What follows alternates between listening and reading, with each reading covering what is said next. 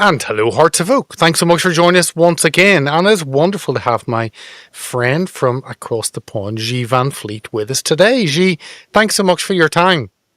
Well, thank you for inviting me back to your program, and thank you for that special tour to the Parliament last year when I visited London. That was so special. Thank you so much. It was good fun. Anytime. Next time you're over, come over again. Whenever you save America, come back to the UK and maybe you can do some saving over in the UK because we need it. But no, you and people obviously can find you. There is your handle, X Van Fleet on X. I think that is the best place to follow you.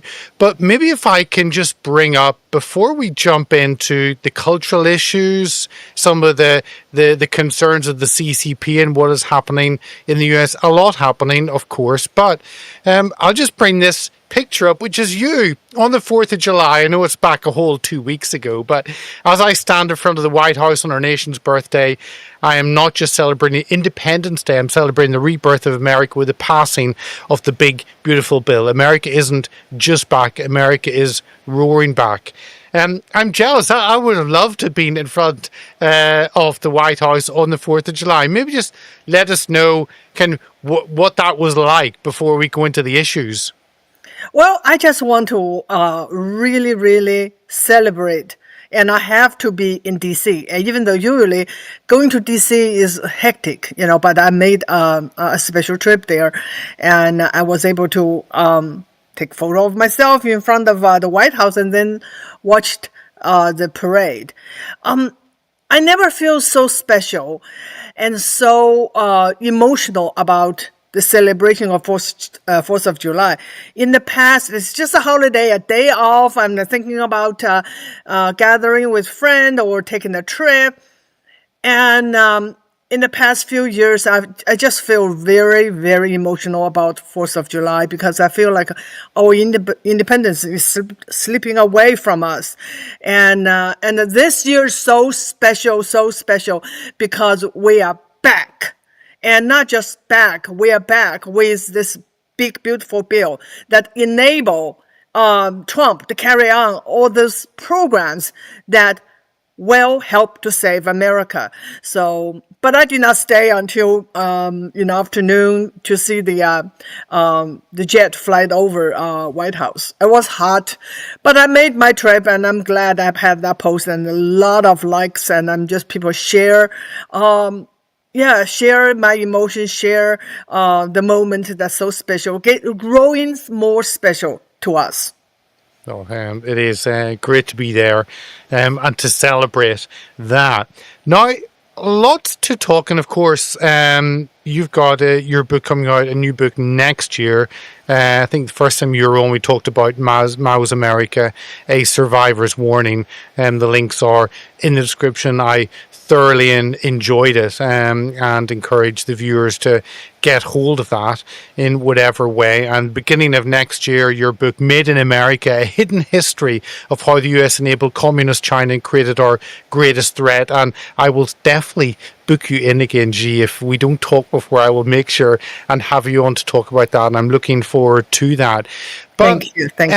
Let me touch on the CCP and then we'll go over onto some of the cultural issues. One of your recent posts was the CCP is the world's biggest land thief and the sole owner of all the land it confiscated in China, including my grandparents. Not 1 inch of American soil should be handed to the CCP. And this kind of fits into, I saw pictures of you there at the press conference for it was the National Farm Security Action Plan that was on the 8th of July. Tell us a little bit about that, because again, you growing up knowing the power of the state to take control, to confiscate, that you have no right as an individual. So let us know your concerns about Chinese or CCP land grab and what the Trump administration has done maybe to put a pause on that. Yeah, this is something I feel really strong about, that, the activists here, they're talking about stolen land. They have no clue that CCP is the biggest land thief in history and grabbed all the land from individual owners, from private owners. The land were not just there. They were owned by different people, including my grandparents. They own, like, I don't know, like in terms of acres, probably 25, 50 acres. And they, because my grandfather left my grandmother, that's her land, from her family. So she has to hire people to work on the land.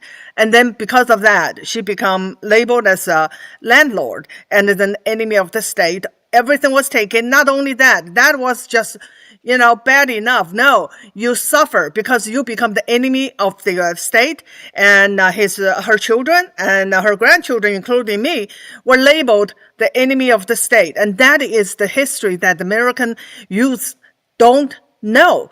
And then something else is that you cannot buy an inch of land. Nobody, not Chinese, not foreigners from the CCP, because they are the sole owner of every inch of Chinese territory. But they go around buying land in the United States and all around the world. And one of the things is that they can't feed their people. Even today, they cannot feed their people.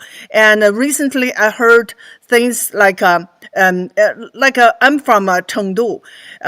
It's in a very fertile land in the basin of Sichuan Basin. And they converted so much of the fertile land into cities. And they can't feed the people. So recently I heard stories like now they're converting parks back to farmland. So they're out grabbing land because they realize they can't feed the people. But that's more than that. It's not just farmland. And when you look at the location in America, the farmland all happen to be near military base. So it's more than just grabbing farmland. It is strategic. And my question is, why that is allowed? So that basically is my second book. You can say that, CCP was bad, it came here by our land. But CCP is a communist. Okay, why it's allowed? That is the bigger question. It's allowed because we have traitors within. So I'm so glad that Trump administration is taking action. That's why I went there to the press conference in D.C., sat in a hot sun for 2 hours. But I think it's important. And also something else I have to tell you, that the CCP, they utilize the Chinese diaspora to implement their programs. There's a lot of Chinese organizations being infiltrated, not a lot, many, 99% of them were infiltrated. Some were successfully infiltrated, some were not, but they have been infiltrated. There are always Chinese Americans go and have demonstration, anything that the government, especially in state of Florida, they passed the bill to ban Chinese nationals by land from in Florida. They went and they have demonstration, and do you know what the narrative they use? Racism. So this is really, to me, this tells a lot of things. Tells that we have people in America that don't understand America, they don't understand communism, and they just absolutely have no idea, or they support communism. And then we have heavy infiltration of CCP in America, including American Chinese. A lot of them have no clue. They just go there. They say, stop Asian hate, stop racism, and they bring back the 1860 Chinese Exclusion Act, just to say they're there to defend their civil rights. And they are just actually useful idiots. And some of them probably get paid. How do you think, because I saw that Senator Josh Hawley, he also brought in a bill that would block China's buy-up of U.S. farmland. and the title was, Howley moves to block China's buy-up of U.S. farmland as Trump administration sounds alarm. The legislation would force CCP-affiliated owners to divest farmland within 1 year. But it's another example of President Trump highlighting an issue that no one else has really highlighted. This has happened secretly, quietly, and President Trump puts his finger on it, and within months is stopping that happening and beginning to ask questions. And maybe this wasn't on the list of issues which he campaigned on, but it certainly does seem to be a concern, with China being the second largest economy in the world. Therefore, you should ask questions why they're buying up farmland. So, but again, no one was asking these questions before, I don't think. No, this is something that I feel really, really great about, is that President Trump, I think he does understand communism. He does understand the threat of communism, especially Chinese communism, and communism in America. And a lot of the things he does from the surface look like it's just, creating chaos. But a lot of the things, if you look deeper, it's targeted on communism, both at home and abroad. There's another area, and I know it's not necessarily your main issue, but it kind of caught my eye. I just want your thoughts, and that's about China using their economic power to buy up. We've seen in the US buying up farmland, but also Africa. I think I saw on a conference sometime near the end of last year that China were putting in like $50 billion of loans. And the term that really caught my eye was debt trap diplomacy. Absolutely. And that is forcing or giving African countries money, but then knowing they will default on it and thereby getting control of infrastructure. And it was just that debt trap diplomacy. I mean, the CCP are smart in how they use the finance that they have available, which is all based on debt, of course. But no, it seems as though they are kind of colonially taking over large parts of Africa. Yes, this is something, again, there are just so many things that average Americans just don't, or not aware of, or just don't know, because the media was controlled by communists. The educational institution controlled by communists, they don't know. Do you know why Nixon decided to go to China and ally with the Chinese Communist Party against the Soviet Union? One of the reasoning is that, okay, both are bad. At least now they're at each other's throat. Soviet Union was bad because it is expansionist.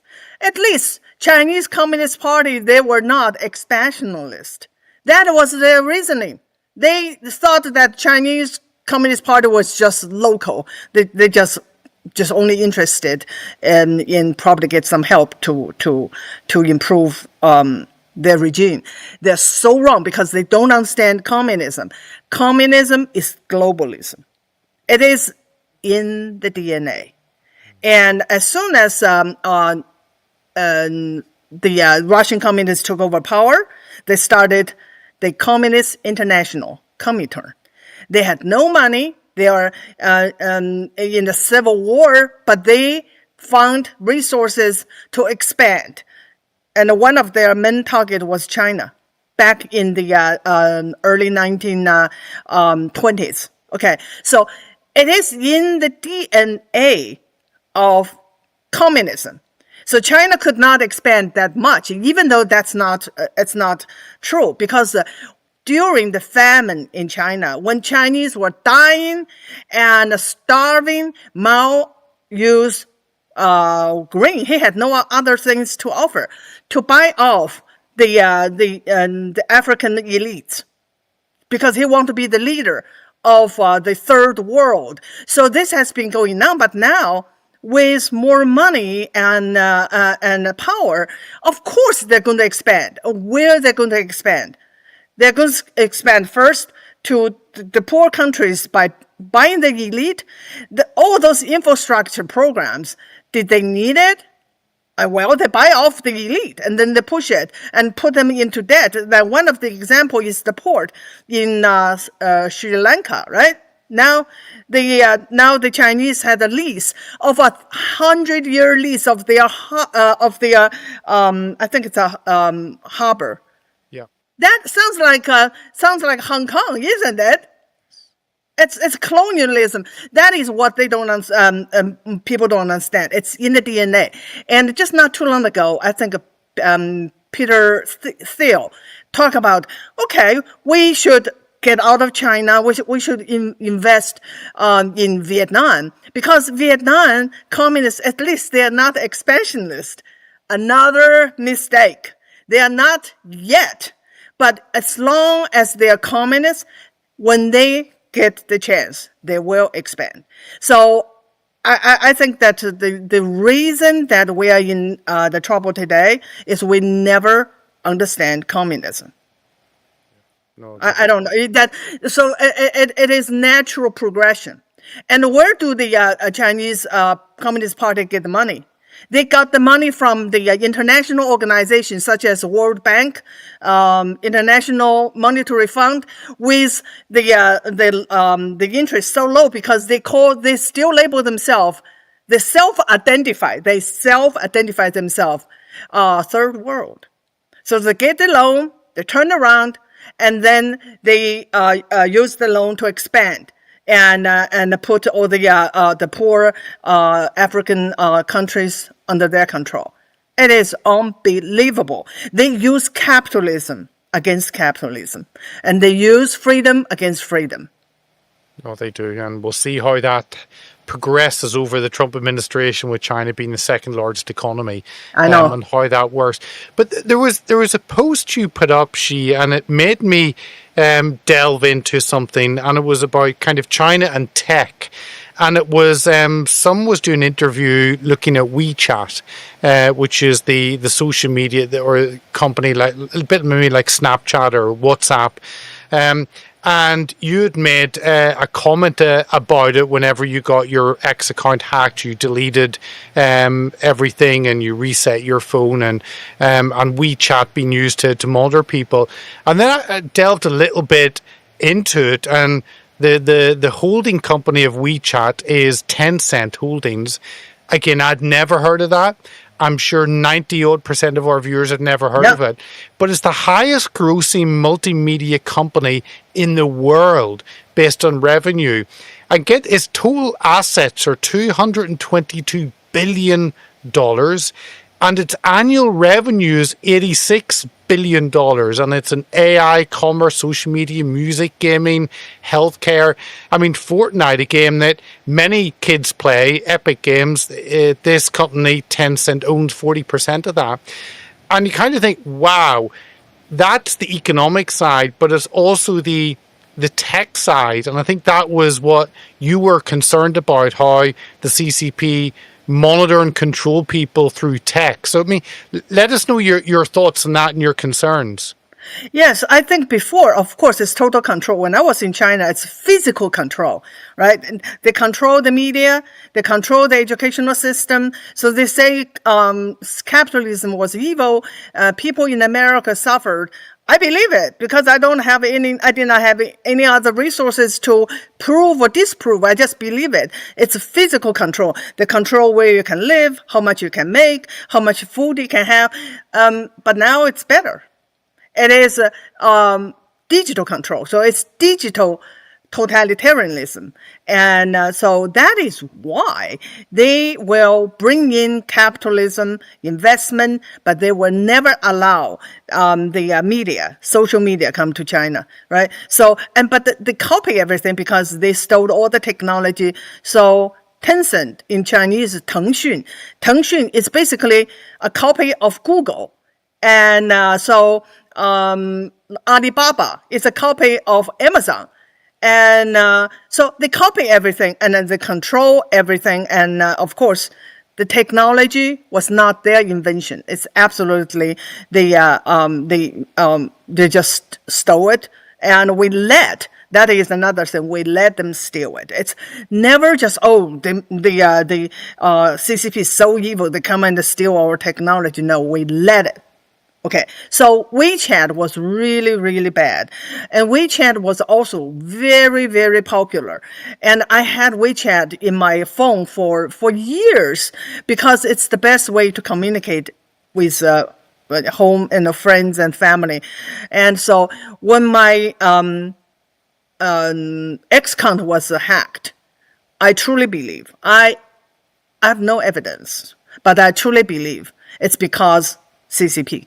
And it's because WeChat. WeChat is a program that can get into your phone and get into all the other programs that you have on the phone. So when I decided finally I'm going to get rid of it, I can't just delete it. What I did is I have to go to because my phone is an iPhone. I have to go to the Apple Store and clean out everything, and import apps, and that's the only way to. I think that it's even. I believe it even listen to you. I mean, it's just like a surveillance tool that they control every Chinese, and they control every user. And so when I heard that, I did not know this, that Tencent was the parent company of WeChat. And when I heard that Tencent was one of the largest investor of Tesla, and that Elon Musk want to make X the everything app, right? That's what WeChat is about. You can pay with WeChat. You can just do everything with WeChat. And of course, everything is controlled by the CCP. So everything in one app, they control you. So I said, well, that doesn't sound too good. Well, that should be a warning to us in the West, how government have used that.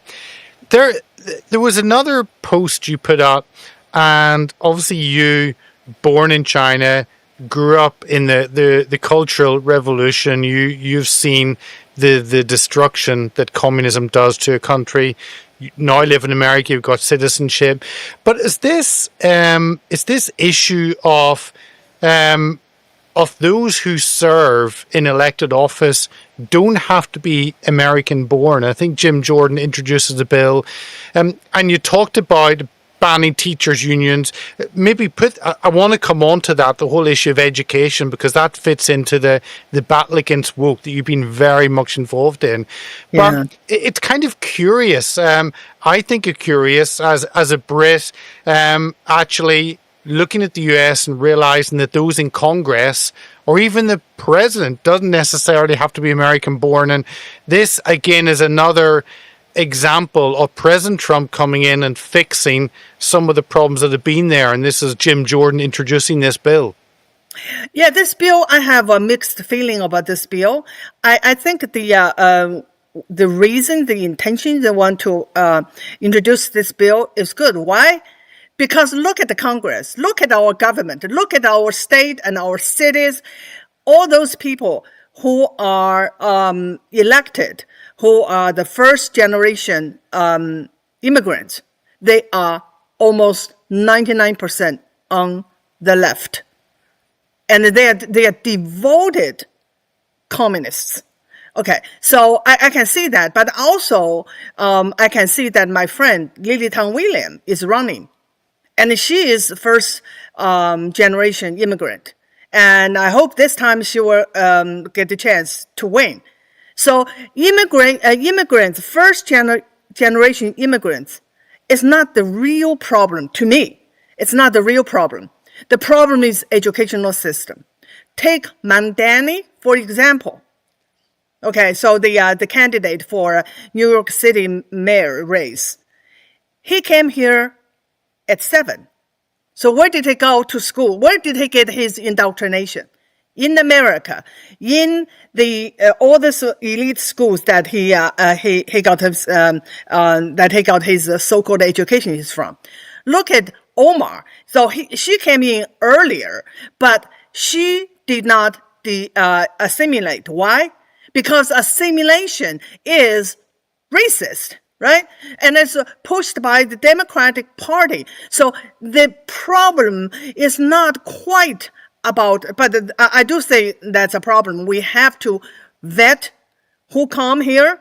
And also we have to really, I think we should do some kind of a vetting on ideology. But I think most of the problem, like Michelle Wu, the mayor of Boston, she was born here, yeah, but her parents are from Taiwan. Where did she get her radical ideology? From school, from university. So I think that is the real problem, is education. So as long as we don't have control over education, we're going to have more of the radical politicians who are immigrants.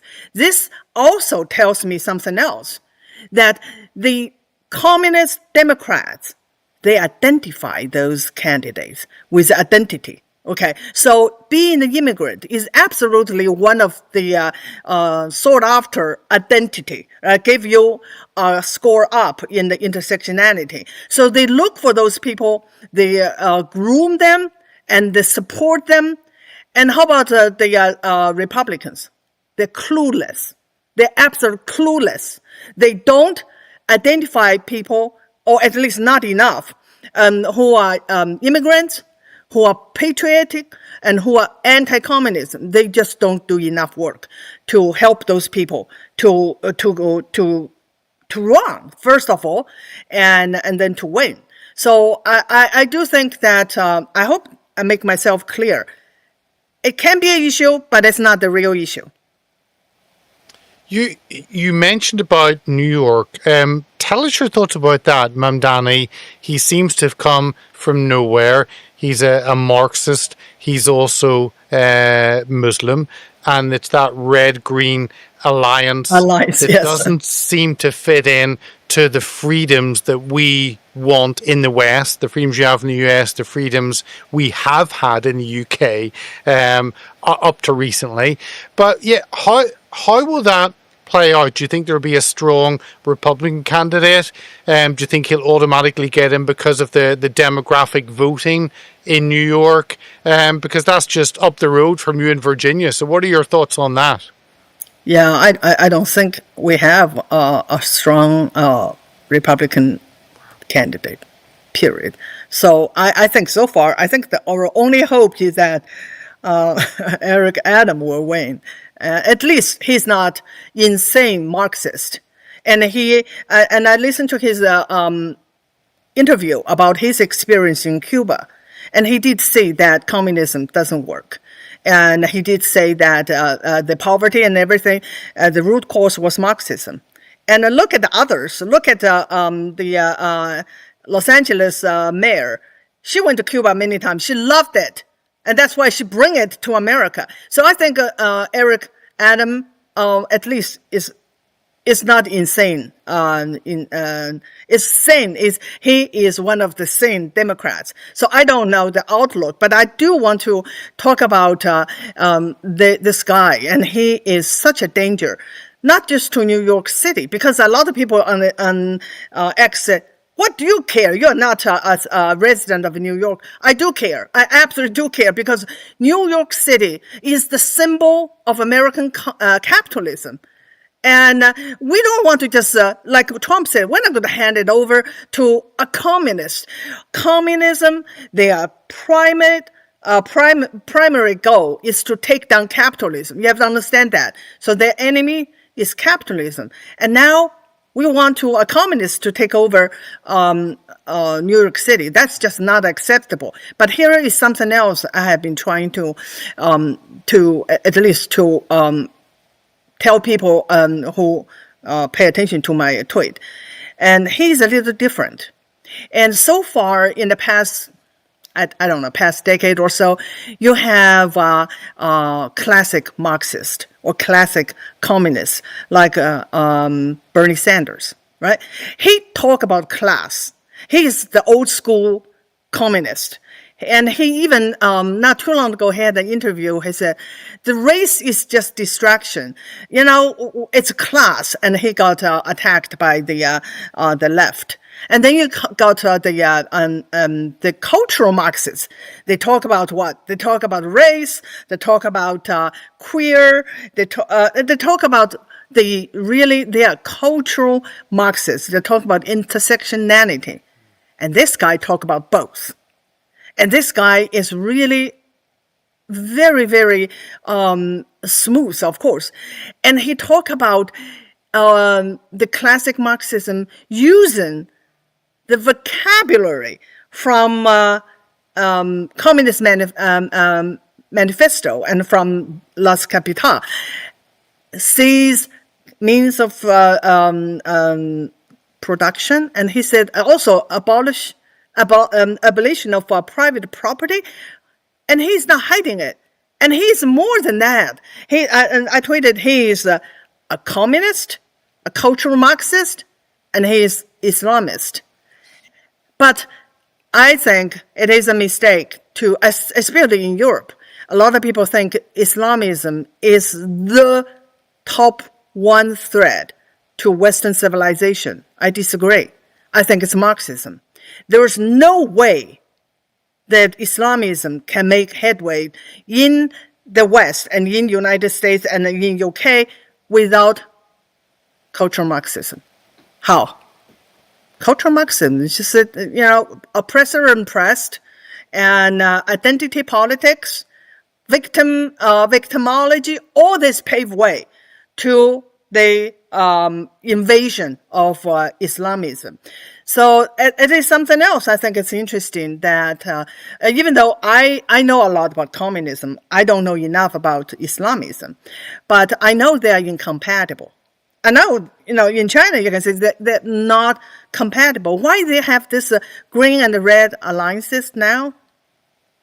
Right now, it's because they share one enemy. For now, they have one common enemy. That is United States, the West, freedom, liberty. So people say, what if they won, the alliances won, and then they were going to be at each other's throat? And I have a discussion with a Muslim friend who is conservative. She said, I bet Islam will win. I said, I bet communism will win, because I think communism is even more ruthless than Islam. So we don't know. But this is the key. Cultural Marxism absolutely paved way to almost all our problems. All, I would say, even our national debt. How did we get this kind of national debt? It's because socialism. It's because FDR and Lyndon Johnson, what they transformed America. They really transformed America and created a new class. They are the dependent class. They are the new proletarian class. And that's how we get into debt, right? The entitlement. They have to have it. And that's the government job to support them. Anyway, so... No, I could talk. I think my money would be on Islam winning, but the thing is, in New York, you've got these two attacks on freedoms coming from different sources, and that is the huge concern for all of us. But you said I think your tweet was, does it surprise anyone that United Federation of Teachers endorsed Komi Mamdani? And is that educational side, and I think you called it the Marxianization of our educational system, and that's the reason for the spread of communism in America. Now, of course, President Trump has actually, it seems though the Department of Education will be disbanded and headed back to the States. That seems to be a huge win and move away from the central control down to the state level. Maybe let us know a little bit about that, because this has been one of your key areas that you've been speaking out on, how woke and Marxist ideology has progressed through the education system. Yes, it's absolutely the case. And then we talk about it. It is the key. If we want to take back the country, we have to take back our educational system. If we want to take back our educational system, we have to take down the central control by the federal government, which is the Department of Education. We also have to take down this teachers' union. So in China, everything was decided at the central level, at the highest level, education and everything. Of course, central planning is their thing. So, and there was just a group of so-called expert or devoted communists. They would design the textbook, and they would design the curriculum. They would design what can be taught, what cannot be taught, what should be the kind of like a alert. If you see student doing this, you have to do something. Control, basically control, mind control. And then they just push it down because they had the power. But in America, education traditionally is in the state level. You know, the state, and not even the state level. I said in the local level, the school board. You know, in the county, they decide what to teach and whatever. So it is hard when you have to control every school district. So they go the communist way, central control. That's how Jimmy Carter introduced the Department of Education. And then of course, they can't control all the curriculum yet, but they control the money and they control the program. In order to get the federal fund, you have to do this and this and this. And that is all Marxist programs. So that's exactly so. What happening here, happening in China, it's just a copy. The thing is control. The thing, if you talk about Marxism, if you talk about communism, totalitarianism, one word, control. Control a few, control the rest. So teachers union, of course, they control the schools, they control the teacher. And so my county, Loudoun County in Virginia, did not have a teachers union until recently. And I went to the school board meeting to introduce the teachers union. And they can control so much. They can control, of course, when the school teachers are unionized, the union can decide what to teach. The union can basically sideline the school board. The school board no longer have the control. And yet, the school board members proved the unionization of Loudoun School District. Why? They're all bought by the school, the teachers union. And who is behind school union, teachers union? Billionaires, such as Soros.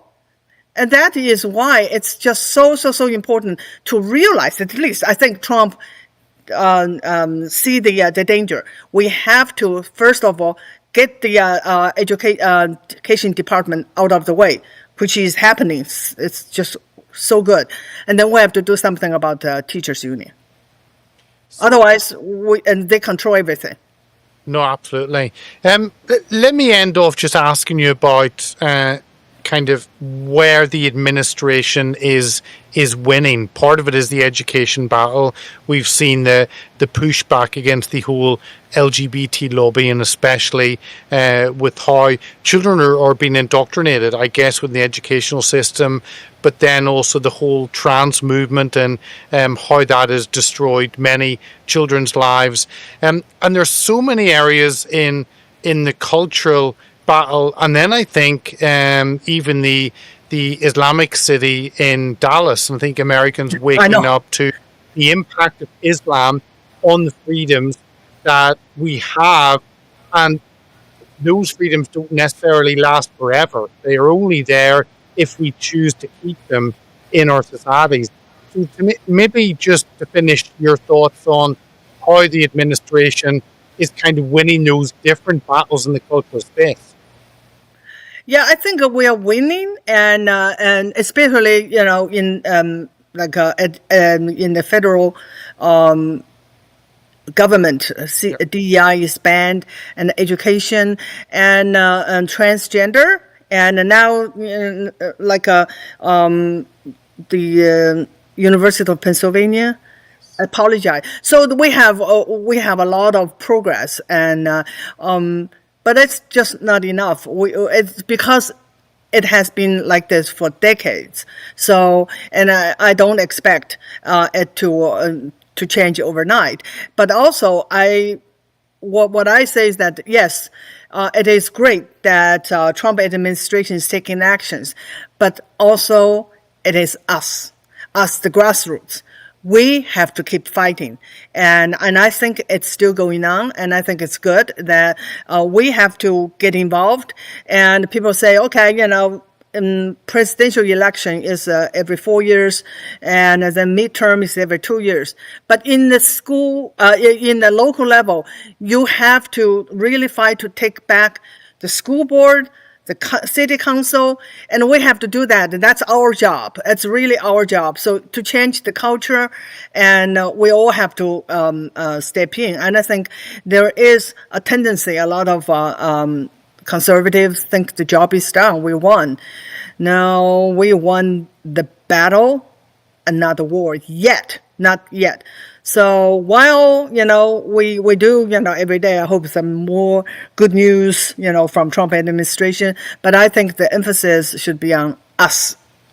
Yeah. On the, everyone, every parent, every resident, and get involved locally. I think there's more involvement, but I also see the involvement is like some people just very active in 2020, 2021. Now I don't see those faces, and I see new faces, but we need to see the same face. We need to keep doing. How do you, this is something that's really true, and maybe a little bit discouraging, but this is the truth. How do you defeat communism? Is keep fighting. The moment you stop fighting, they won. Because it's a virus. It's a virus, and it become a common cold. It's not going away. Don't ever expect we defeat communism, a job done, a game over. No, it's a virus that will never disappear. So we have to keep fighting, and so never stop. Yeah, that is become a lifestyle. No, completely. And we are going to see whether the conservatives love America more than the left hate America. That's what it boils down to. Yes. A love of country is much more powerful and can defeat that that hatred from the left. Xi, thank you so much for coming on. And if Made in America is anywhere near as good as Mao's America, you'll definitely have a second bestseller. There's a lot of pressure to actually do a second book of a first book that was so powerful, so impactful, and did so well, certainly commercially. So look forward to that coming out, and really do appreciate what you do and giving us your time today, Xi. So thanks so much. Thank you so much. Bye.